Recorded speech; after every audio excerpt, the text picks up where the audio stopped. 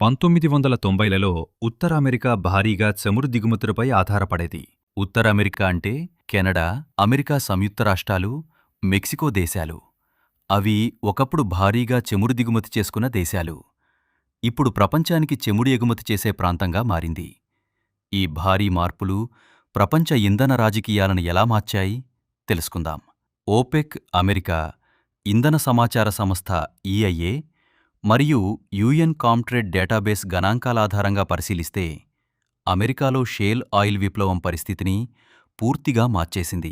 కొత్త సాంకేతికతతో దేశీయ చమురు ఉత్పత్తి భారీగా పెరిగింది.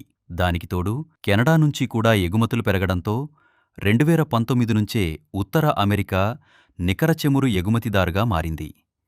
2025 నాటికి రోజుకు 2.5 మిలియన్ బ్యారెళ్ల నికర ఎగుమతులు నమోదు చేసింది.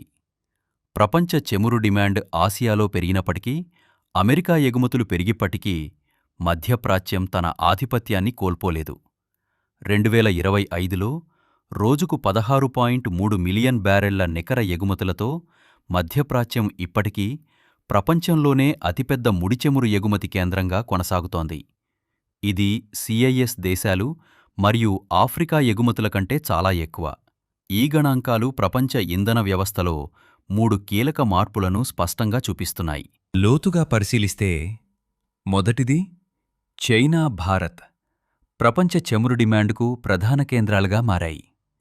రెండవది అమెరికా షేల్ విప్లవంతో ఉత్తర అమెరికా దిగుమతిదారు నుంచి ఎగుమతిదారుగా మారింది. మూడవది ప్రపంచ చమురు డిమాండ్ మారినా సరఫరాలో మధ్యప్రాచ్యమే ఇప్పటికీ కీలక శక్తిగా కొనసాగుతోంది. కానీ అమెరికా దిగుమతును పూర్తిగా నిలిపేసి ఎగుమతులు చేసే స్థాయికి ఎదిగింది. ఇలాంటి మరిన్ని ఆసక్తికరమైన డేటా, విజ్ఞానభరితమైన ఫ్యాక్ట్స్ కోసం మా ఛానల్ను సబ్స్క్రైబ్ చేయండి.